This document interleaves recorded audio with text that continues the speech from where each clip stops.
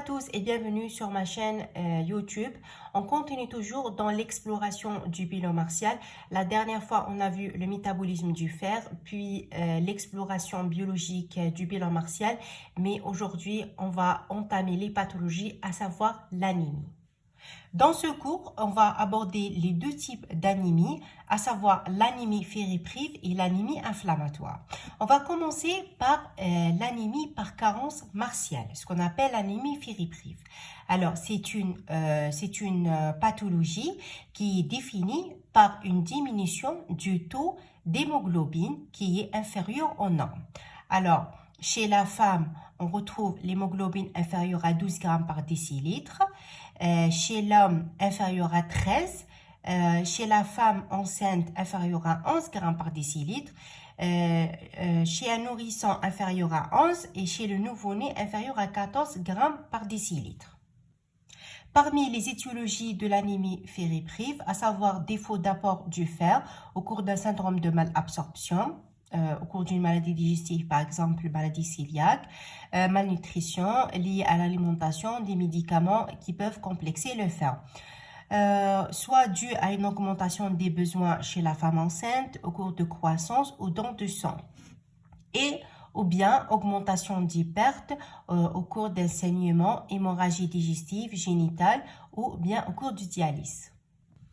Le diagnostic clinique repose sur la présence d'une pâleur cutanéo-muqueuse, l'asthénie, dyspnée d'effort, chute des cheveux, céphalée et tachycardie. Et aussi la présence d'une hypotension, angor, vertige, palpitations, malaise, les œdèmes. Il faut savoir que l'anémie est souvent d'installation progressive. Pour ce qui concerne la biologie, la formule numération sanguine nous indique qu'il existe une diminution de l'hémoglobine, diminution du VGM ou bien le volume globulaire moyen qui est inférieur à 80 femtolitres avec diminution de TCMH qui est inférieur à 27 picogrammes. Alors on va dire que l'anémie fériprive c'est une anémie microcytaire, hypochrome et arégénérative. Pourquoi? Parce que lorsqu'on mesure le taux de rétique, on va le trouver inférieur à 150 000 par millimètre cube. Et lorsqu'on dose les autres paramètres du bilan martial, on va retrouver une diminution du fer sérique, diminution de la ferritine. Donc la ferritine, c'est un paramètre qui permet d'évaluer le compartiment des réserves. Augmentation de la transférine, augmentation de récepteurs solubles de la transférine, diminution du coefficient de saturation avec augmentation de la capacité totale de fixation de la transférine. Et lorsqu'on dose la CRP, on va la retrouver normale. Pourquoi? C'est pour éliminer une anémie inflammatoire, donc une anémie due à l'inflammation. Un petit rappel, l'anémie est divisée en deux types. On a une anémie régénérative, anémie arégénérative. Anémie régénérative, elle est due à un excès de destruction, par exemple au cours de l'hémolyse et l'hémorragie. Par contre, l'anémie arégénérative, elle est due à un défaut de production. Dans ce cas, soit due à une insuffisance quantitative de l'érythropoïèse, par exemple au cours de l'aplasie médulaire et l'envahissement, ou bien due à une insuffisance qualitative de l'érythropoïèse. Dans ce cas, soit liée à une insuffisance de synthèse de l'hémoglobine, ou bien insuffisance de synthèse de l'ADN. Dans le cas de l'insuffisance de synthèse de l'hémoglobine, soit due à une carence en fer, anomalie de stockage du fer ou la anomalie de globine. Pour le deuxième type, soit due à une carence de vitamine B12 et ou de l'acide folique B9, ou bien due à une myélodysplasie. Alors, pour l'anémie régénérative et l'anémie arégénérative liée à une insuffisance quantitative de l'érythropoïèse. Donc, ces deux types sont des anémies normocytaires normochromes. Par contre, l'anémie due à une insuffisance de synthèse de l'hémoglobine, c'est une anémie microcytaire hypochrome. Et l'anémie due à une insuffisance de synthèse de l'ADN. C'est une anémie macrocytaire normochrome. Pour la physiopathologie de l'anémie fériprip, dans ce cas, on va parler sur les stades de l'installation de l'anémie. Alors, il faut savoir que la carence martiale évolue en 3 stades. On a l'anémie latente, l'anémie débutante et l'anémie clinique et biologique. La différence entre les trois, c'est que le premier stade, on aura diminution de la ferritine. Donc, au début, on aura déplétion de fer de réserve, sans retentissement sur l'érythropoïèse. Puis, on aura, l'anémie débutante, on aura la baisse des indices hématimétriques, à savoir diminution de l'hémoglobine, VGM, CCMH, le fer sérique, et le coefficient de saturation avec augmentation de la transférine, récepteur soluble de transférine et la TIBC. Pour le troisième stade, c'est une anémie clinique et biologique, c'est-à-dire on aura installation d'une anémie arégénérative microcytaire hypochrome avec diminution de taux de rétique. Et sans oublier la présence des signes cliniques, à savoir la pâleur, l'asthénie, la dyspnée, céphalée, tachycardie, etc. On a fini avec l'anémie fériprip. Maintenant, on passe à l'anémie inflammatoire qui est une anémie par carence fonctionnelle. Alors, l'anémie inflammatoire, c'est une anémie modérée dont le taux d'hémoglobine est entre 9 à 11 grammes par décilitre. Au début, on aura un VGM dans les normes avec TCMH normal. Donc, c'est une anémie normocytaire normochrome. Puis, on aura une anémie discrètement microcytaire et faiblement hypochrome avec une hyposidérémie. Alors, l'anémie inflammatoire, c'est toujours une anémie arégénérative avec une anomalie légère sur le frottis. Pour ce qui concerne le diagnostic biologique de l'anémie inflammatoire, on aura une baisse du fer sérique. La ferritine est normale ou augmente. Pourquoi elle augmente? Parce qu'on a vu le cours précédent que la ferritine, c'est une protéine positive de l'inflammation. Qui dit protéine positive, c'est-à-dire au cours de l'inflammation, la ferritine augmente. Par contre, la transférine diminue car c'est une protéine négative de l'inflammation. Le récepteur soluble de transférine peut être normal ou diminué.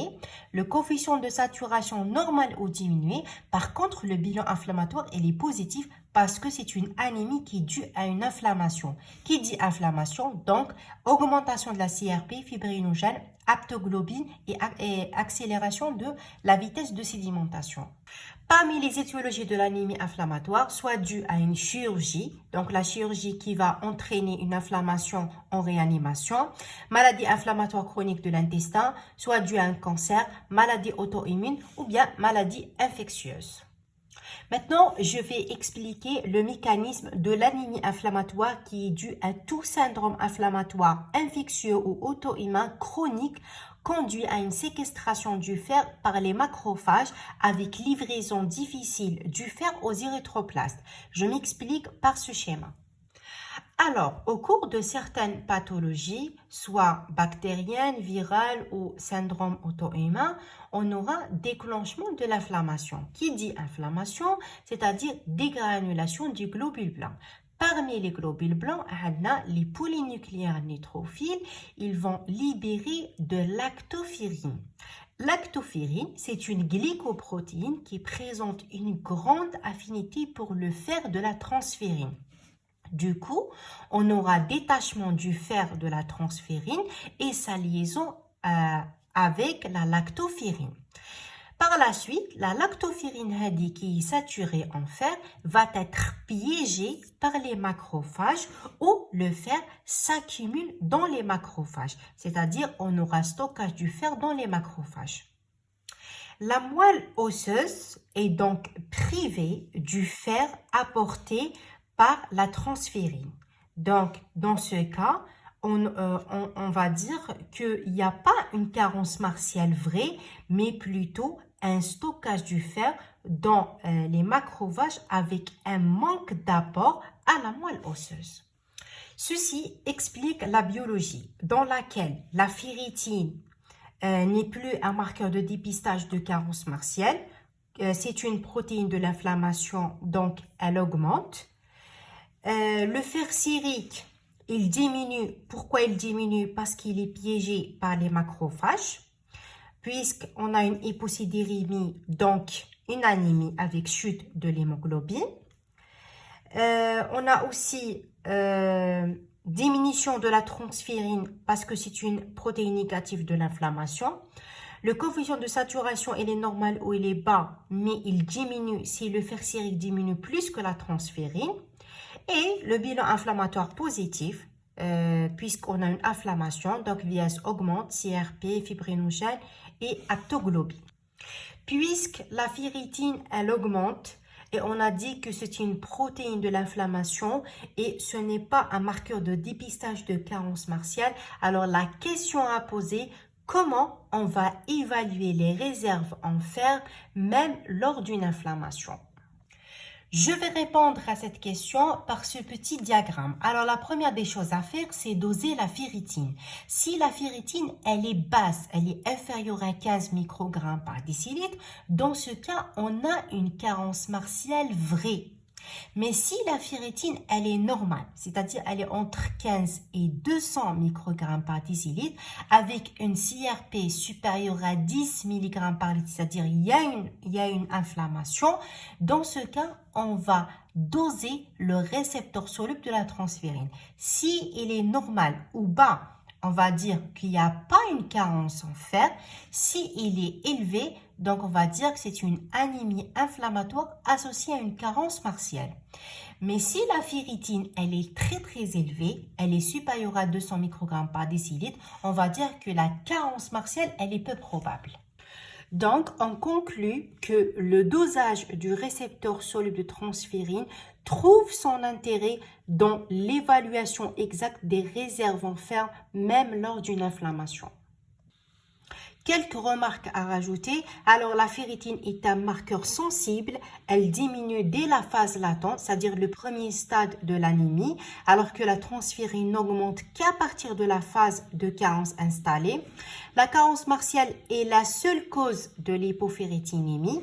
Et lors de traitement martial, la ferritine se normalise 2 mois après celle de l'hémoglobine et le fer sérique. Donc, on va dire que la ferritine, c'est le dernier marqueur à se normaliser. C'est une preuve de reconstitution satisfaisante des réserves.